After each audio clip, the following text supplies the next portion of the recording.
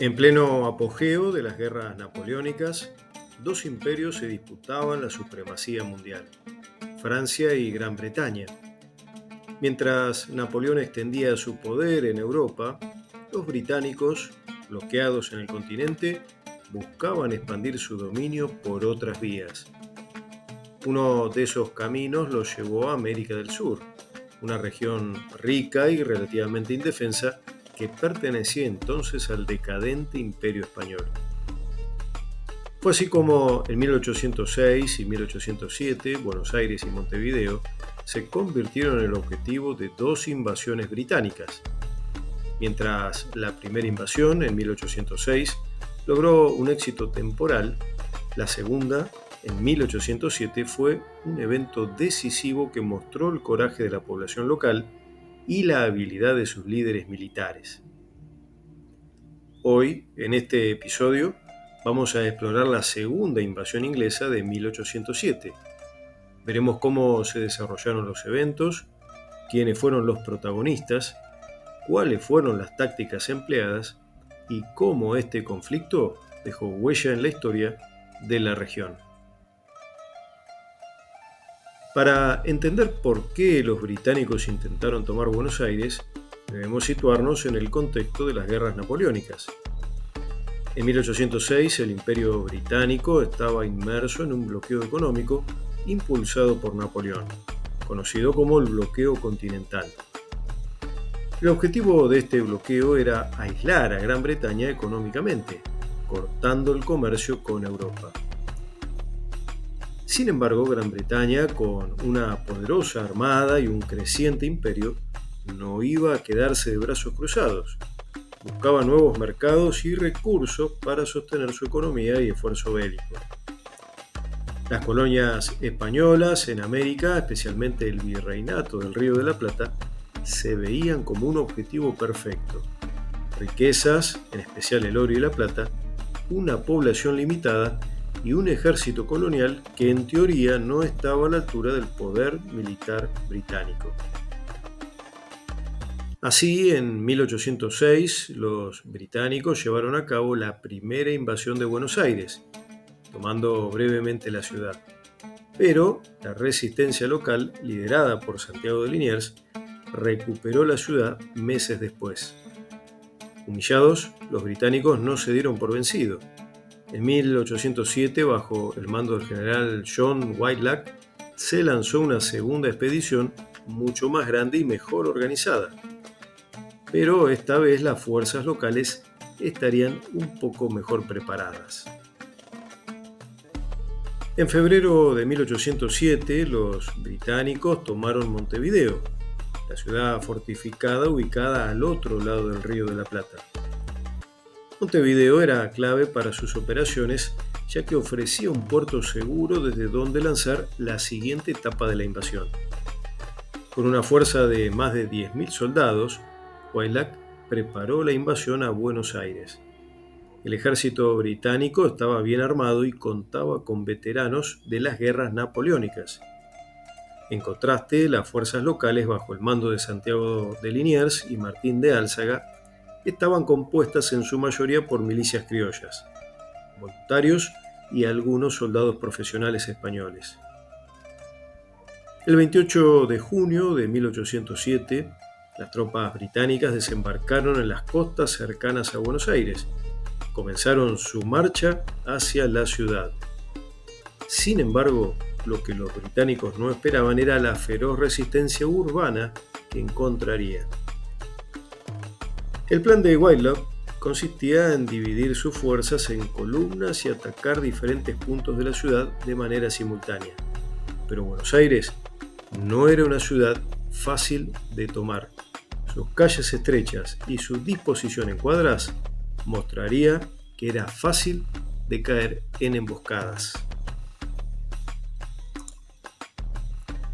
Whitelocke se dispuso a atacar a Buenos Aires, organizándose en 4 grandes divisiones que puso bajo el mando de los generales Crawford, Agmati, Longley y del coronel Mae. El ejército de Buenos Aires no alcanzaba a 8.600 hombres que tenían que hacer frente a 11.000 soldados ingleses. Wajdak, además, había dejado unos 1000 hombres para defender la plaza de Montevideo. Liniers creyó erróneamente que el ejército de Buenos Aires podía librar batalla en campo abierto con las tropas inglesas, y además fue poco previsor para el caso de una derrota. El ejército inglés desembarcó el 28 de junio de 1807 a unos 60 kilómetros aproximadamente de la ciudad.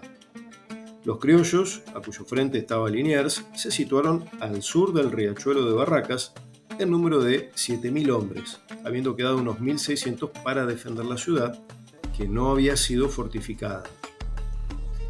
Esta salida de Liniers era una imprudencia, y la posición adoptada también fue un error, que justamente hace poco honor a la pericia militar de Liniers. Ahora, ¿por qué mencionamos esto? Bueno, porque se exponía a la ciudad y probablemente a la entera región del Río de la Plata. Ahora, ¿qué fue lo que compensó esta posición? Bueno, otras deficiencias por parte de los generales ingleses. El hecho es que no era posible suponer que con fuerzas tan inferiores en número y en calidad se pudiera triunfar ante un enemigo tan superior bajo todos los aspectos. Y dada la salida, era una falta perder la ventaja del río de Barracas, evitar este obstáculo al enemigo y dejarlo a su espalda, con grave peligro de perderlo todo en el caso de un contraste, pues entonces la retirada se hacía imposible, habiendo dejado la ciudad indefensa con solo un batallón de patricios, algunos artilleros y algunos marinos. El ejército de Liniers finalmente fue derrotado por la división que mandaba el general Gower, quien tomó posesión de la plaza 11 de septiembre y, justamente por cumplir órdenes superiores, no siguió avanzando. Entretanto, el desaliento había cundido en el pueblo a la noticia de la derrota de Liniers. Pero en aquel momento decisivo, el alcalde Martín de Álzaga fortificó la ciudad. El general Wajdak atacó la ciudad el 5 de julio conforme a un plan que dio el siguiente resultado. El general Pack fue derrotado al pretender posesionarse de las temporalidades. Crawford, también vencido en Santo Domingo. El triunfo de los criollos también fue completo en San Miguel. Pero Ahmadi consiguió tomar la Plaza de Toros. De este modo, el ejército inglés había sido vencido gracias a la decisión de Álzaga, que pudo fortificar a tiempo la ciudad.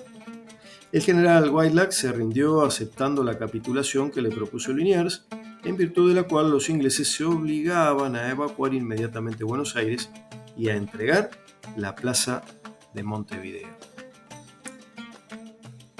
Uno de los aspectos técnicos más interesantes de esta batalla fue la habilidad de los porteños para adaptarse al combate urbano.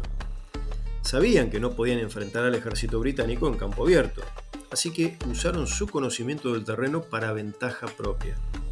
El general Wajdak, por otro lado, estaba acostumbrado a las batallas en campo abierto y no adaptó sus tácticas a este nuevo escenario. A medida que las tropas británicas avanzaban por la ciudad, se encontraron bajo un fuego constante desde las ventanas y techos. Cada cuadra se convirtió en un campo de batalla, con combates casa por casa. Los británicos, desorganizados y frustrados, comenzaron a sufrir graves pérdidas. Uno de los momentos decisivos fue el ataque al convento de Santo Domingo, que los británicos intentaron tomar debido a su posición estratégica. Sin embargo, las milicias defendieron el lugar con tenacidad y las tropas británicas no lograron capturarlo. Al final, el 5 de julio de 1807, después de 2 días de intensos combates, Wajdak se dio cuenta de que sus tropas estaban atrapadas. Con miles de bajas y sin posibilidad de refuerzos, decidió rendirse. La capitulación fue firmada el 7 de julio y como parte del acuerdo las tropas británicas se retiraron de Buenos Aires y también de Montevideo, poniendo fin a la segunda invasión inglesa. La reconquista fue, según ya se dijo, obra del esfuerzo popular a cuyo frente se había puesto Santiago de Liniers. La defensa fue también la victoria alcanzada por el esfuerzo del pueblo bajo la dirección de Álzaga.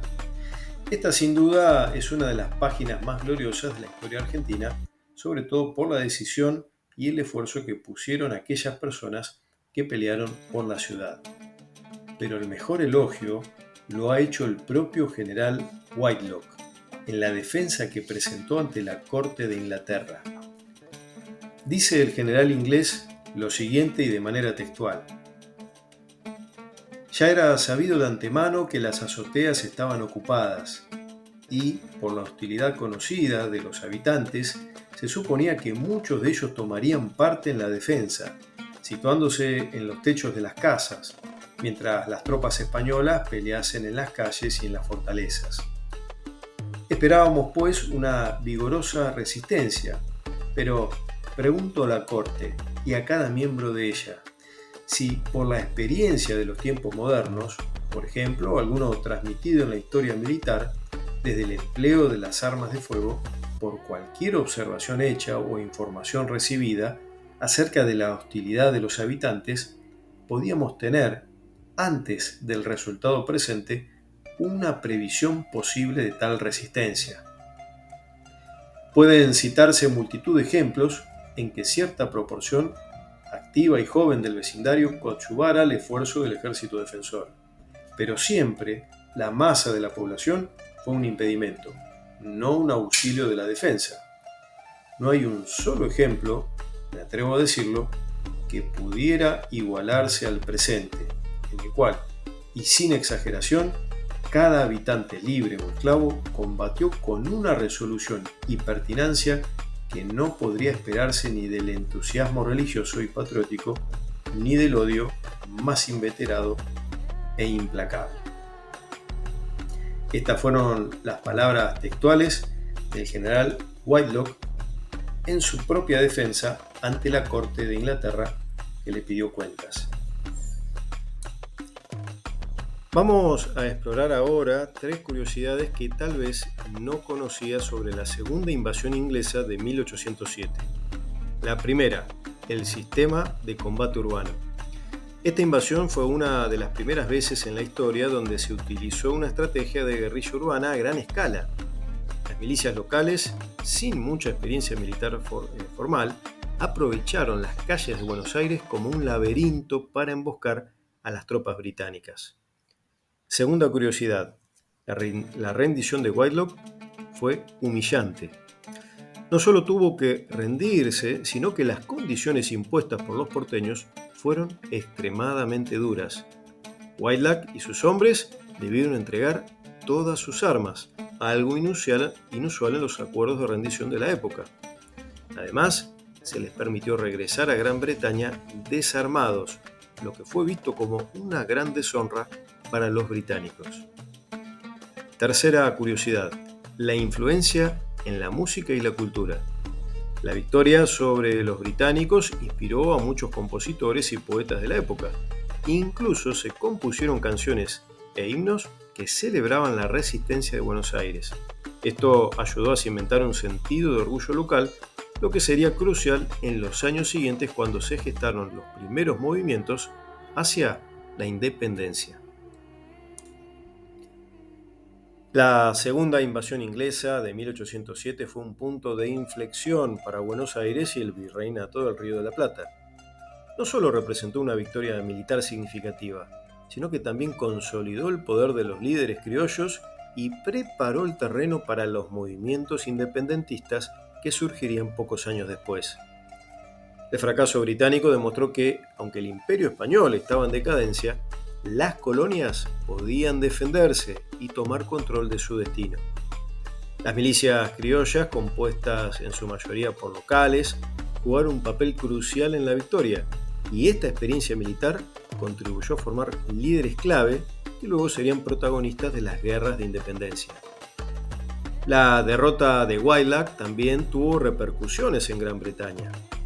Whitelock fue juzgado en una corte marcial y deshonrado, mientras que el gobierno británico abandonó cualquier intento de invadir nuevamente el Río de la Plata.